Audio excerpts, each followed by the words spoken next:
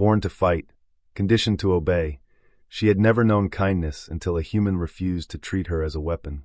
In a world where trust meant death, his touch promised something far greater: freedom, love, and a chance to live for herself. But could peace survive when war still claimed her name? She had been raised in the dark halls of the breeding clans, where soldiers were not born but engineered. Her body was sculpted for war, muscles tuned to precision, reflexes sharpened to the point of instinct, and a figure both beautiful and terrifying in its perfection.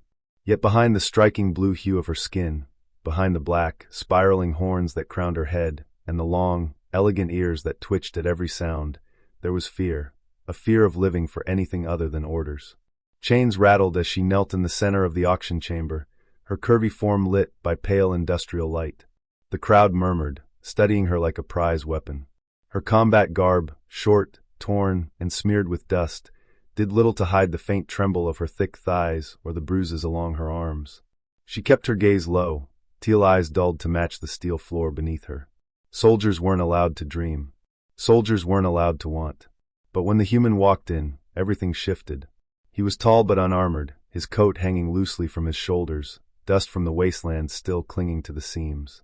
He wasn't like the others. His gaze didn't carry hunger or ownership. It carried something far more dangerous: compassion. The auctioneer's voice barked, echoing through the hall. Lot 35, bred for combat, trained since birth, unrivaled in strength, agility, and appeal. She will obey without question. She was made to. The human tilted his head, studying her with the kind of curiosity that unsettled her deeply. Not the kind of curiosity that wanted to test her endurance or her pain, but one that wanted to understand who she was beneath the fear. When their eyes met, her heart skipped. Just once. Then again faster.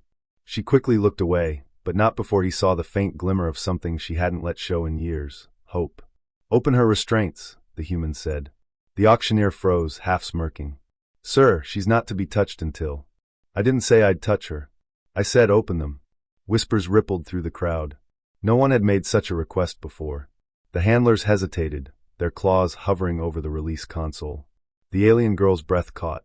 No one ever took their chains off. Not unless it was to break them. The human stepped closer, his voice low but firm. "She doesn't need to kneel. She doesn't need to be caged. She needs to stand."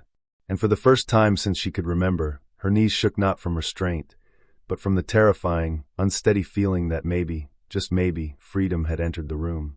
The battlefield was silent, except for the ragged breathing of the alien girl. Her chest rose and fell sharply beneath the faintly glowing harness she wore, designed for warriors, not prisoners. Her teal eyes locked onto Marcus, narrowing with suspicion and something softer: hesitation. "Why did you stop?" she asked, voice trembling but sharp, like a blade dulled by disuse. Marcus stepped closer, slow and deliberate, hands raised to show he carried no threat, only intention. "Because I don't kill those who have already survived enough," he answered, his voice low yet steady. The alien girl's black horns reflected the faint light above as she tilted her head, testing his sincerity. In her world, mercy was weakness. In his, it was courage. She shifted, trying to stand, but her wounded leg gave out. Marcus caught her, his hands steadying her weight. The contact made her stiffen. Trained instincts screamed at her to resist, but she didn't pull away.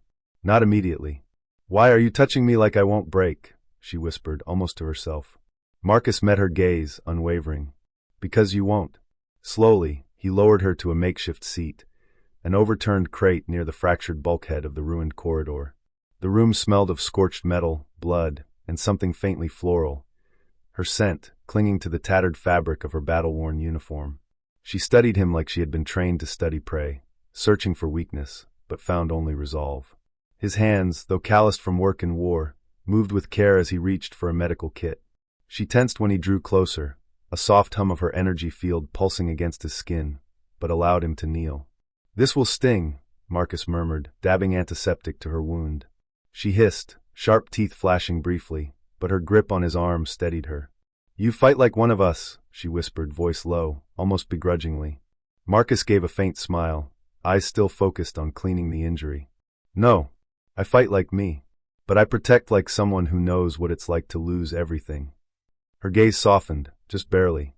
The metal walls hummed with distant vibrations, the aftershock of battles still raging far beyond.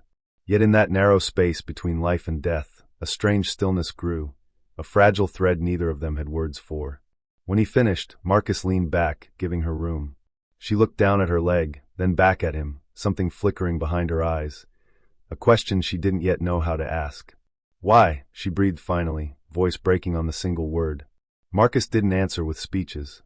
He simply placed his hand over hers, firm and grounding, not binding. Because no one should have to learn war before they learn what kindness feels like. For a moment, the girl said nothing. Her lips parted, just slightly, as if tasting the words before believing them. Her fingers curled around his hand, hesitant, uncertain, but not rejecting. Somewhere deep inside her, beneath the conditioning, beneath the scars, something began to stir. Not victory, not survival. Something far rarer. Something like hope.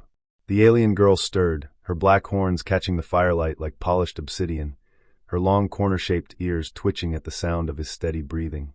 She turned toward him, her blue skin glowing faintly against the orange hue of the flames, and whispered, "Why do you protect me?" Her voice trembled, as if the question itself might shatter the fragile warmth between them. "Because you've never been treated as more than a weapon," he said softly, brushing away a stray lock of her dark hair. "But I see someone worth protecting, worth loving, not just a soldier."